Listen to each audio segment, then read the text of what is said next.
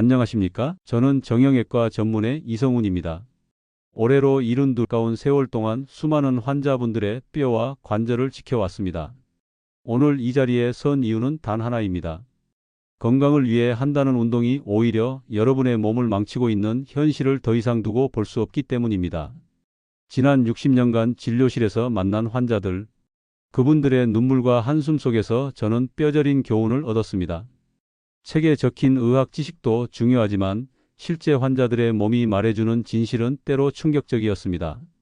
마치 할아버지가 손주에게 이것만은 절대 하지 말라고 타이르듯 오늘은 제가 60년간 축적한 경험을 바탕으로 여러분께 꼭 드리고 싶은 말씀이 있습니다. 혹시 나이가 들어도 건강하려면 무조건 운동을 해야 한다고 굳게 믿고 계시나요? 저도 한때 그렇게 생각했습니다. 하지만 수많은 환자들을 만나면서 깨달았습니다. 오늘 40분간 예순 이후 절대에서는 안 될 7가지 최악의 운동을 하나하나 자세히 설명해 드리고 그 대신 어떤 운동이 진짜 보약 운동이 되는지 명확하게 알려드리겠습니다. 얼마 전 전남 순천에서 오신 김영호 어르신이 생각납니다. 올해 73세이신데 은퇴 후 건강관리에 얼마나 열심히셨는지 모릅니다. 매주 토요일마다 산에 오르시고 주중에는 동네 헬스장에서 운동하시고 선생님, 저는 건강을 위해 운동을 꾸준히 했는데 왜 이런 일이 생겼을까요? 어르신이 진료실에서 하신 말씀이 아직도 귀에 생생합니다. 검사 결과는 참담했습니다. 무릎 연골이 거의 닳아 없어져 퇴행성 관절염 말기 진단이 내려졌거든요. 여러분, 이것이 현실입니다. 건강을 위해 등산을 꾸준히 했지만 오히려 무릎을 더 빨리 망가뜨린 것이지요. 김용호 어르신뿐만이 아닙니다. 지난 한 해 동안만 제가 진료한 60세 이상 환자 중 70% 이상이 건강을 위한 운동 때문에 다친 분들이었습니다. 무릎 관절염 환자의 85%가 잘못된 등산이나 러닝이 원인, 허리 디스크 환자의 60%가 부적절한 근력 운동 때문, 목 디스크 환자의 40%가 잘못된 스트레칭이 원인. 이런 통계를 볼 때마다 제 마음이 무너집니다. 건강해지려고 시작한 운동이 오히려 독이 되고 있다니. 그래서 오늘 이 자리에 섰습니다. 더 이상 잘못된 정보로 고생하시는 분들을 보고 싶지 않습니다. 지금부터 제가 60년간의 임상 경험을 바탕으로 절대 하면 안 되는 운동들을 하나씩 상세히 설명해 드리겠습니다. 각각의 운동이 왜 위험한지, 어떤 부작용을 일으키는지, 그리고 무엇으로 대체해야 하는지까지 모든 것을 알려드리겠습니다. 첫 번째로 말씀드릴 운동은 윗몸 일으키기입니다.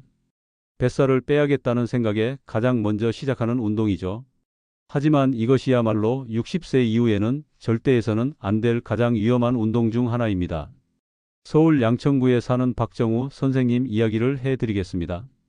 69세이신데 은퇴 후 늘어난 뱃살 때문에 고민이 많으셨어요. 이성훈 선생님, 저는 젊을 때부터 운동을 좋아했어요. 군대에서도 윗몸 일으키기는 자신 있었고요. 뱃살만 빼면 되니까 매일 100개씩 하면 되겠다 싶었습니다. 박 선생님은 매일 아침 6시에 일어나서 성실하게 윗몸 일으키기를 하셨어요.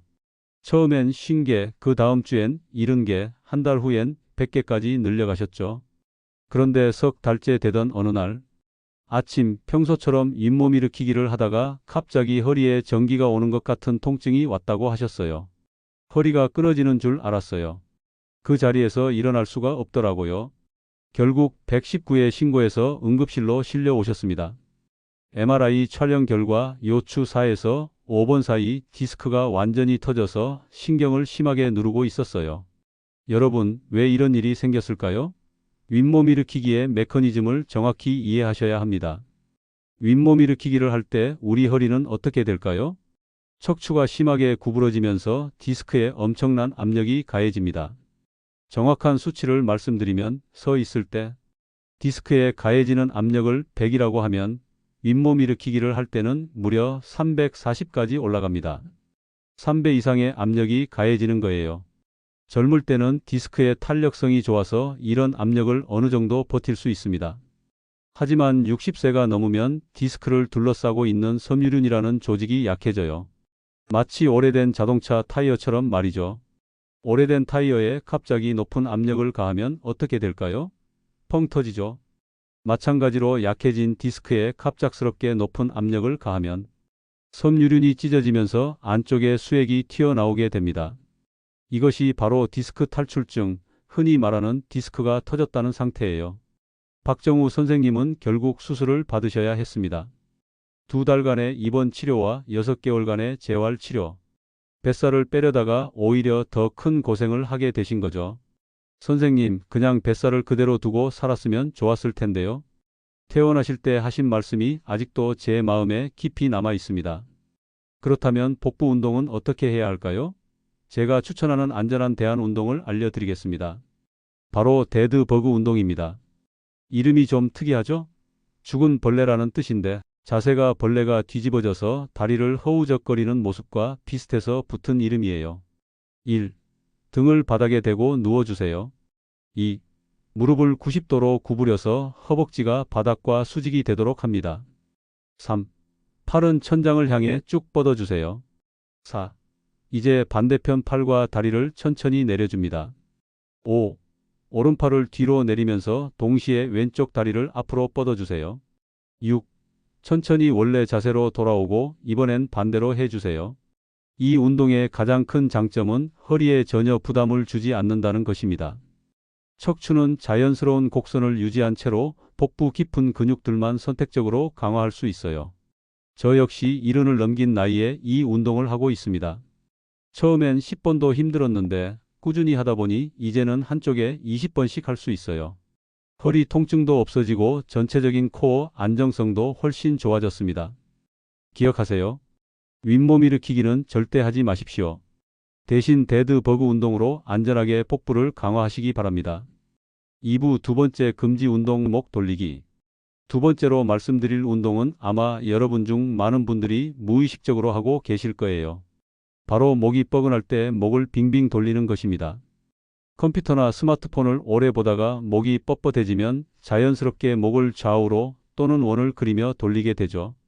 시원하다는 느낌이 들기 때문에 더욱 자주 하게 되는데 이것이야말로 목을 망치는 지름길입니다. 경기도 안양에 사는 윤미자 어르신의 이야기를 들려드리겠습니다. 74세이신데 평생 목이 뻣뻣한 것 때문에 고생하셨어요. 젊을 때부터 목이 자주 결렸어요. 그럴 때마다 크게 돌려주면 뚝뚝 소리가 나면서 시원해지더라고요. 하루에도 몇십 번씩 돌렸죠. 윤 어르신은 처음에는 별다른 문제를 느끼지 못하셨어요. 목을 돌릴 때 나는 뚝뚝 소리가 뭔가 잘못된 것이 교정되는 것 같다고 생각하셨거든요. 하지만 60대에 들어서면서 점점 목이 더 자주 결리기 시작했어요. 목을 돌려도 예전만큼 시원하지 않고 오히려 돌린 후에 더 뻣뻣해지는 경우도 생겼죠. 그러던 어느 날 평소처럼 목을 크게 돌리고 난 후 갑자기 이상한 증상이 나타났어요. 오른쪽 팔이 저리더니 나중에는 감각이 거의 없어졌어요. 젓가락질도 제대로 못하겠고 글씨도 삐뚤빼뚤 써지고 응급실로 오셨을 때 MRI를 찍어보니 경추 5에서 6번 사이 디스크가 신경을 심하게 누르고 있었습니다. 여러분, 목을 360도로 돌리는 것이 왜 위험한지 정확히 설명해 드리겠습니다. 우리 목에는 7개의 경추골이 있고 그 사이사이에 디스크가 있어요. 그런데 목 구조는 허리와 달리 훨씬 더 복잡합니다. 뇌로 가는 중요한 혈관들, 즉 경동맥과 척추동맥이 지나가거든요. 목을 크게 돌릴 때 일어나는 일들. 1. 디스크 압박. 목을 뒤로 젖히면서 돌리면 디스크가 한쪽으로 쏠리면서 신경을 누를 수 있어요. 2. 혈관 압박. 척추동맥이 눌려서 뇌로 가는 혈류가 일시적으로 차단될 수 있습니다. 3. 인대 손상. 목 주변의 작은 인대들이 과도하게 늘어나면서 찢어질 수 있어요. 실제로 미국에서는 목을 과도하게 돌리다가 척추동맥이 찢어져서 뇌졸중이 발생한 사례들이 보고되고 있어요. 특히 카이로프랙틱 치료에서 목을 강제로 꺾는 치료법 때문에 문제가 되기도 했죠.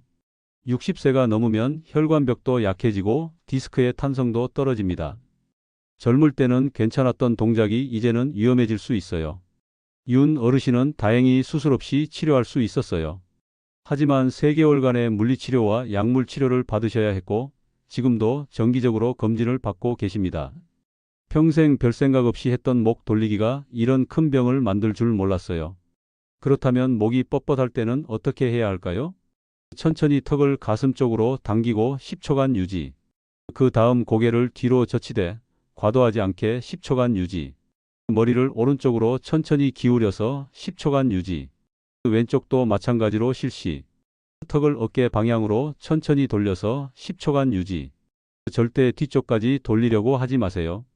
가장 중요한 것은 정적 스트레칭입니다. 동쪽으로 빙빙 돌리는 것이 아니라 한 방향으로 천천히 늘려주고 그 상태를 유지하는 것이 안전해요. 더 효과적으로 하려면 손을 이용하세요. 목을 오른쪽으로 기울일 때 오른손으로 머리를 지그시 눌러주면 더 깊은 스트레칭이 가능해요. 하지만 절대 강하게 누르지는 마세요. 저도 오랜 수술과 진료로 목이 자주 뻣뻣해집니다. 하지만 절대 돌리지 않고 방금 말씀드린 방법으로만 스트레칭을 해요. 훨씬 안전하면서도 효과적입니다. 기억하세요. 목은 절대 360도로 돌리지 마십시오. 앞, 뒤, 좌, 우 네 방향으로만 부드럽게 움직여 주시면 됩니다. 3부 세 번째 금지 운동 레그 프레스. 세 번째로 말씀드릴 운동은 요즘 많은 어르신들이 헬스장에서 하시는 레그 프레스입니다. 하체 근력을 기르겠다는 좋은 의도로 시작하시는데 인천에 사는 정혜수 어르신의 이야기입니다. 70세이신데 은퇴 후 건강관리를 위해 헬스장에 등록하셨어요. 트레이너가 하체 근력이 중요하다고 하더라고요. 레그 프레스가 무릎에 부담도 적고 안전하다고 해서 시작했습니다. 정 어르신은 처음에 가벼운 무게로 시작하셨어요. 20kg부터 시작해서 점점 무게를 늘려갔죠. 한 달 후에는 50kg, 두 달 후에는 80kg까지 늘리셨어요. 다리 근력이 늘어나는 게 느껴져서 기분이 좋았어요. 계단도 오르기가 수월해졌고요. 하지만 세 달째부터 이상한 증상이 나타나기 시작했어요. 처음에는 운동 후에만 무릎이 조금 아팠어요. 근육통인 줄 알았죠. 그런데 점점 일상생활에서도 무릎이 불편해지더라고요. 그러던 어느 날 평소보다 조금 더 무거운 무게로 레그 프레스를 하다가 갑자기 무릎에서 뚝 하는 소리가 났다고 해요. 그 순간 무릎이 찢어지는 것 같은 통증이 왔어요. 그 자리에서 일어날 수가 없더라고요. MRI 결과 오른쪽 무릎에 반월상 연골판이 심하게 찢어져 있었어요. 게다가 관절 연골도 여러 곳이 손상되어 있었습니다. 여러분, 레그 프레스가 왜 위험한지 정확히 알아보겠습니다. 레그 프레스를 할 때 무릎 관절에 가해지는 힘을 생각해 보세요. 무거운 중량을 다리로 밀어내면서 무릎이 완전히 굽혔다가 펴지는 동작을 반복하게 됩니다. 문제는 이 동작에서 무릎에 가해지는 압박력이 엄청나다는 것입니다. 특히 무릎을 90도 이상 깊게 굽혔을 때 무릎 뒤쪽 연골의 체중의 7에서 8배에 달하는 압력이 가해져요. 젊을 때는 연골이 두껍고 탄력이 있어서 이런 압력을 어느 정도 견딜 수 있습니다. 하지만 60세가 넘으면 연골이 얇아지고 약해져요. 마치 오래 사용한 자동차 브레이크 패드처럼 말이죠. 레그 프레스를 할 때 특히 위험한 것은 반월상 연골판입니다. 무릎 안쪽에 있는 시자 모양의 연골인데 무릎을 깊게 굽히면서 중량을 가할 때 이 연골이 뼈 사이에 끼어서 찢어지기 쉬워요. 정 어르신은 결국 관절 내시경 수술을 받으셔야 했습니다. 찢어진 반월상 연골판을 제거하는 수술이었죠. 수술은 잘 됐지만 제거된 연골은 다시 자라나지 않는다고 하더라고요. 앞으로 더 조심해야 한다고. 수술 후에도 문제는 끝나지 않았어요. 연골판이 제거되면서 무릎의 안정성이 떨어졌고 관절염이 더 빨리 진행될 위험이 높아졌거든요. 그렇다면 하체 근력은 어떻게 기를까요? 제가 추천하는 안전한 방법이 있습니다. 바로 체어 스쿼트입니다. 의자를 이용한 스쿼트 동작이에요. 의자 앞에 서서 발을 어깨 너비로 벌려주세요. 천천히 앉는 것처럼 엉덩이를 뒤로 빼면서 의자에 살짝 앉아주세요.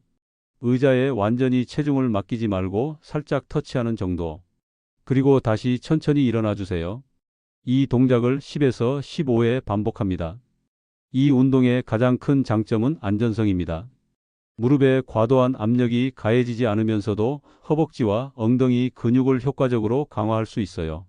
처음에는 의자에 완전히 앉았다가 일어나는 것부터 시작하세요. 익숙해지면 의자에 살짝만 터치하고 바로 일어나는 방식으로 발전시키세요. 더 강해지면 의자 없이도 할 수 있게 됩니다. 저 역시 70대에 접어들면서 체어 스쿼트를 하고 있습니다. 처음에는 10개도 힘들었는데 지금은 연속으로 30개까지 할 수 있어요. 무릎에 전혀 부담 없이 말이죠. 절대 무릎이 발끝보다 앞으로 나가지 않도록 주의하세요. 허리는 곧게 펴고 가슴을 활짝 펴주세요. 호흡은 앉을 때 들이마시고 일어날 때 내쉬세요. 레그프레스 같은 기구 운동보다는 자신의 체중을 이용한 체어 스쿼트가 훨씬 안전하고 효과적입니다. 기억하세요. 4부 네 번째 금지 운동 거꾸리 운동. 네 번째로 말씀드릴 운동은 한때 TV 건강 프로그램에서 많이 소개되었던 거꾸리 운동입니다. 허리에 좋다, 척추를 늘려준다는 말에 많은 분들이 시도하셨을 거예요. 파주에 사는 한도영 어르신의 이야기를 들려드리겠습니다. 68세이신데 오랜 허리 통증 때문에 고생하고 계셨어요. 허리가 아파서 이것저것 다 해봤어요. 그런데 아들이 거꾸리 기구를 사주면서 이거 하면 허리가 좋아진다고 하더라고요. 한 어르신은 처음에는 조심스럽게 시작하셨어요. 처음에 거꾸로 매달렸을 때는 정말 신기했어요. 허리가 쭉 늘어나는 느낌이 들면서 시원하더라고요. 그래서 매일 아침마다 5분씩 하기 시작했어요. 하지만 한 달 정도 지나면서 이상한 증상들이 나타나기 시작했어요. 머리가 자꾸 아프고 눈이 충혈되더라고요. 그리고 가끔 어지럽기도 하고. 그런데 그게 거꾸리 때문인 줄은 몰랐어요. 그러던 어느 날 평소보다 조금 더 오래 거꾸로 매달려 있다가 갑자기 극심한 눈의 통증을 느끼셨어요. 눈이 터질 것 같이 아프고 시야가 뿌옇게 보이더라고요.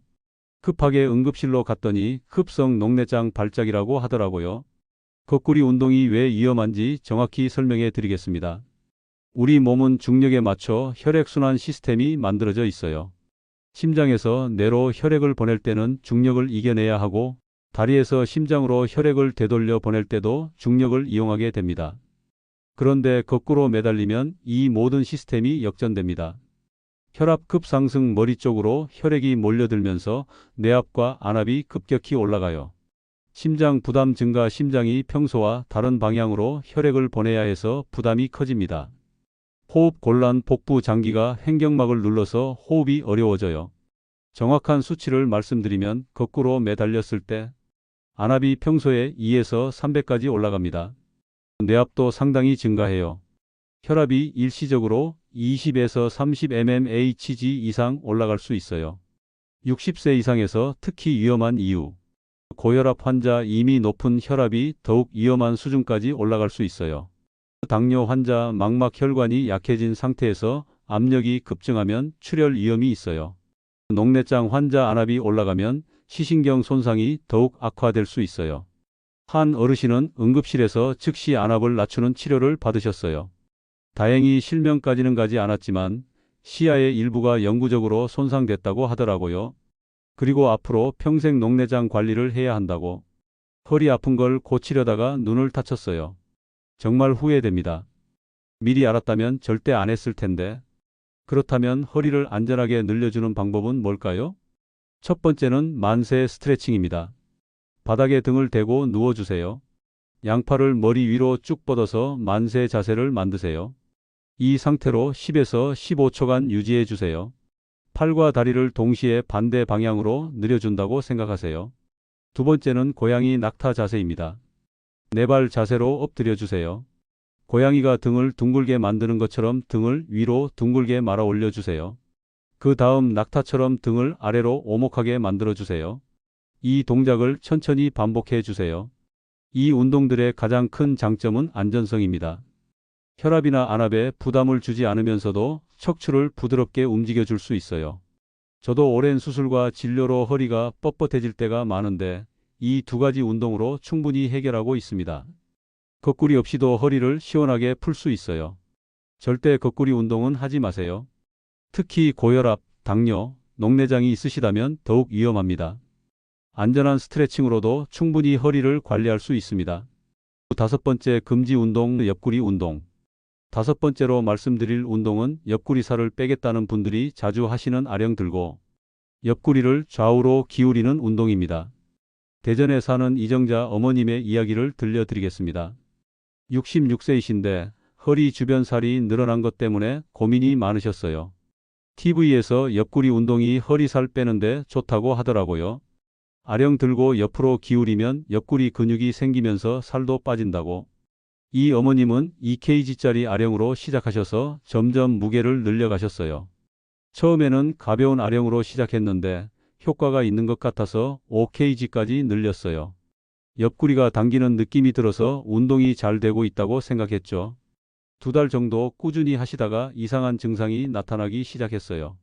처음에는 허리가 뻣뻣한 정도였어요. 그런데 점점 다리까지 저리기 시작하더라고요. 특히 왼쪽 다리가 많이 저렸어요.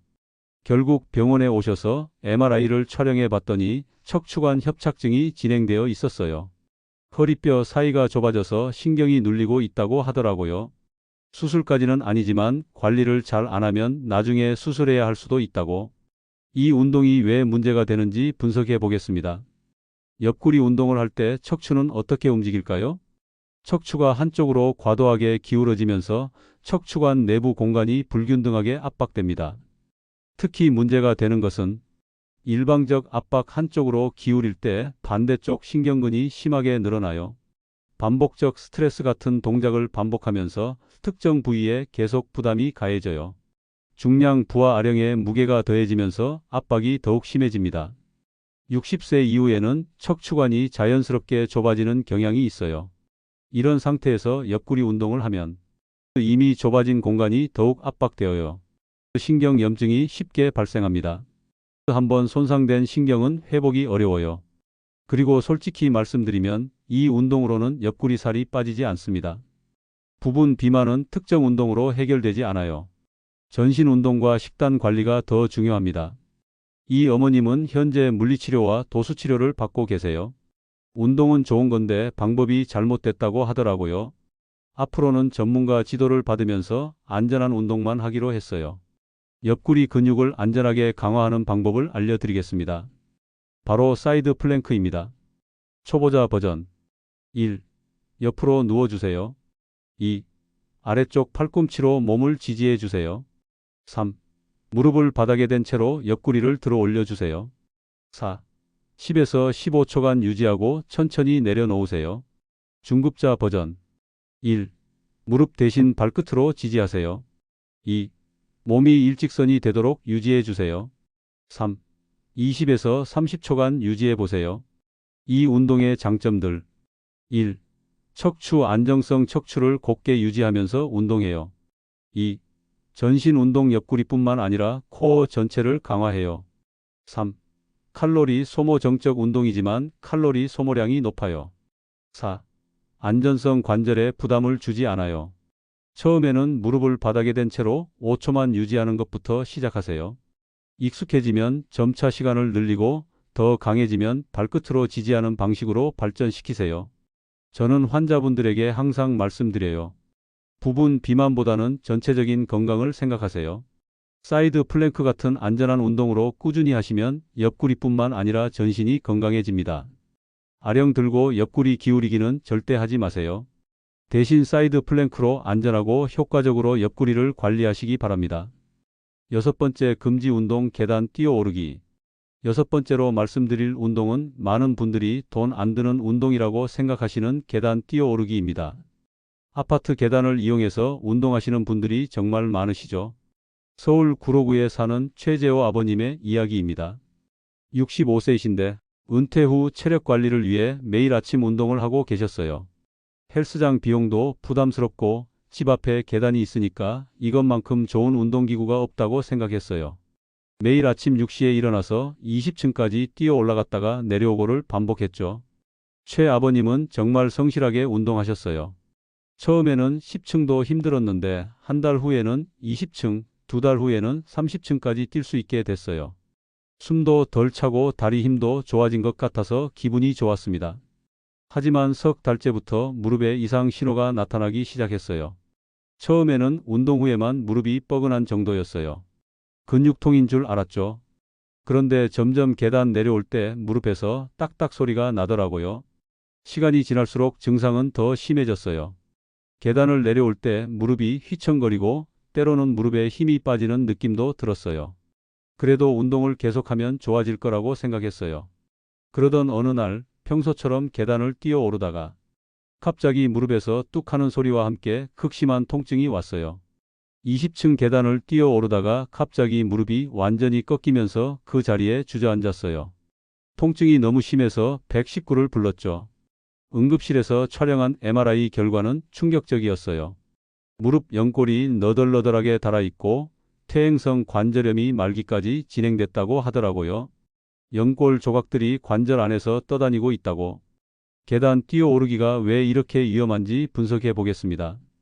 계단을 오를 때 무릎에 가해지는 압력을 정확히 계산해 보면 평지 걷기 체중의 1에서 2배, 계단 천천히 오르기 체중의 3에서 4배, 계단 뛰어오르기 체중의 7에서 8배, 70kg 성인이 계단을 뛸 때 무릎에는 약 500kg의 압력이 가해집니다.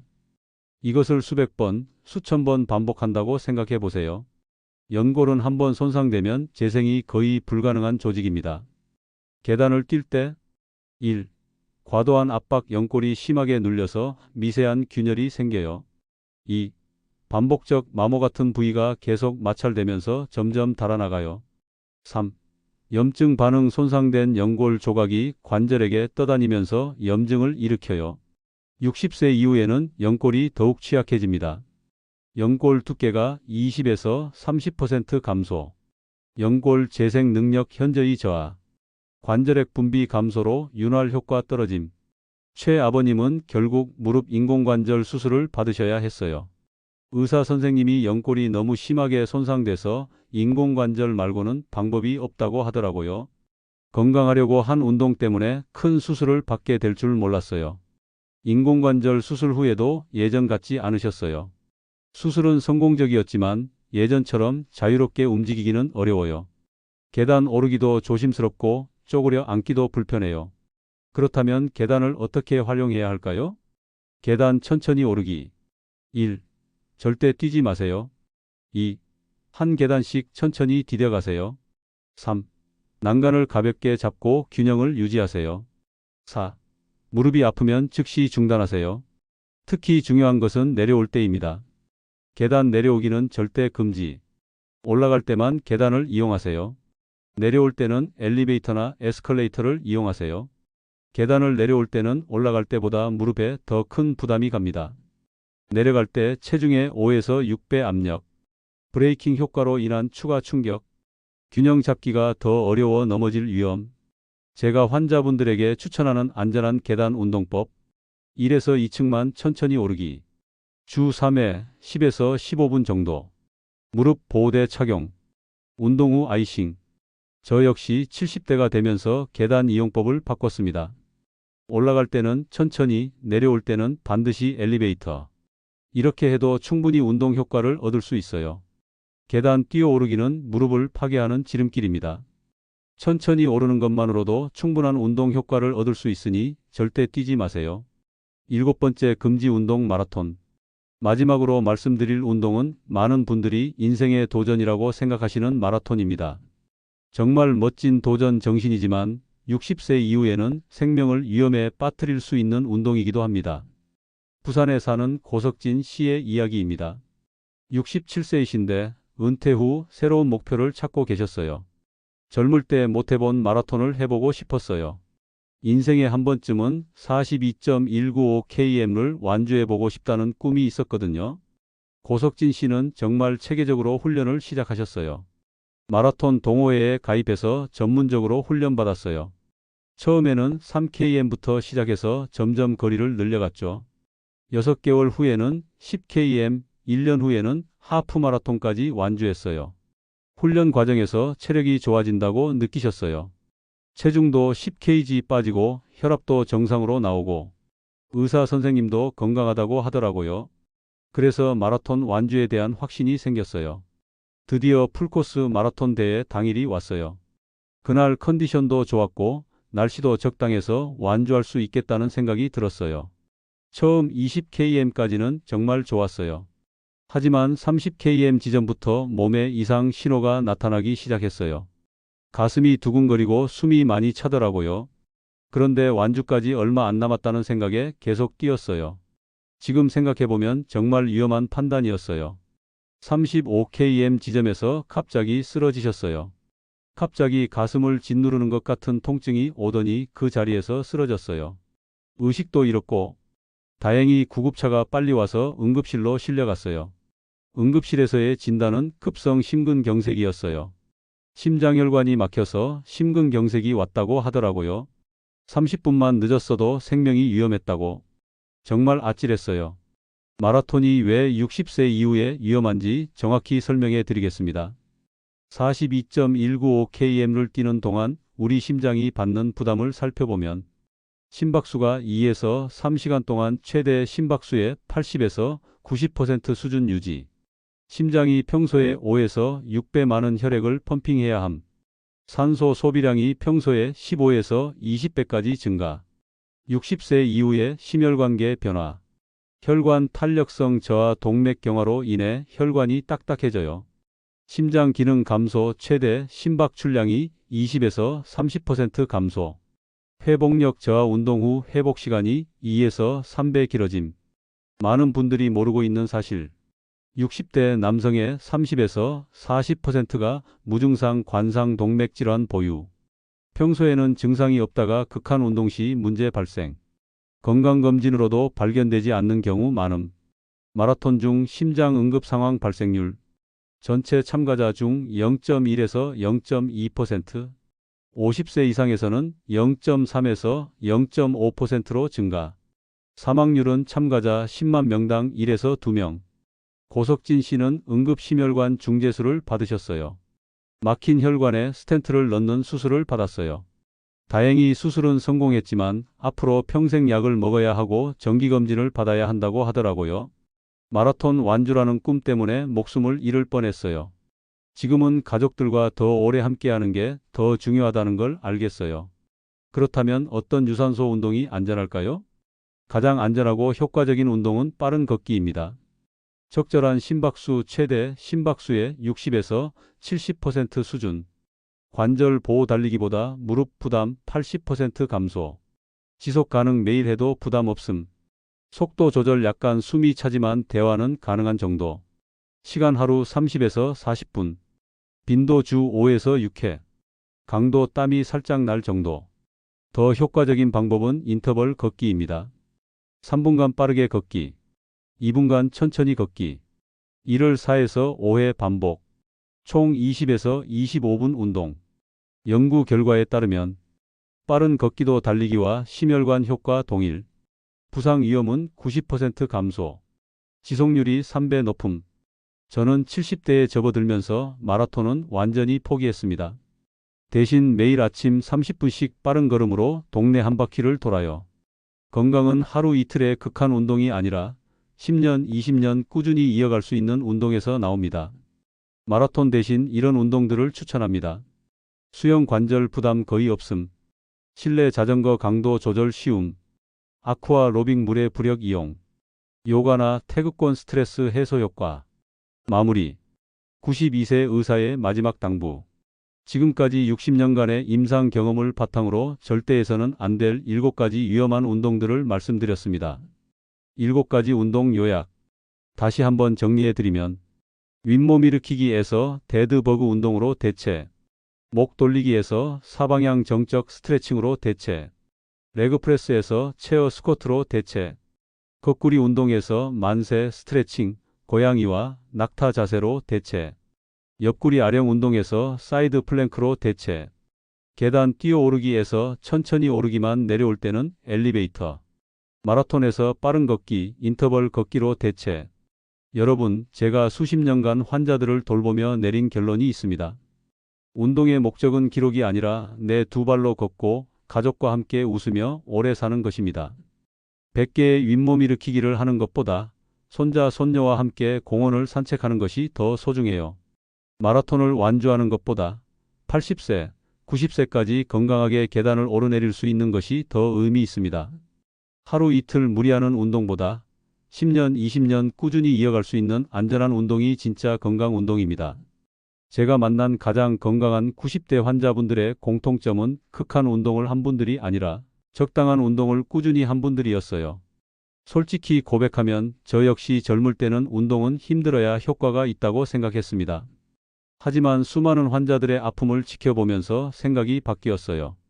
김영호 어르신의 무릎, 박정우 선생님의 허리, 윤미자 어르신의 목, 정혜수 어르신의 연골판, 한도영 어르신의 눈, 이정자 어머님의 척추, 최재호 아버님의 관절, 고석진 씨의 심장.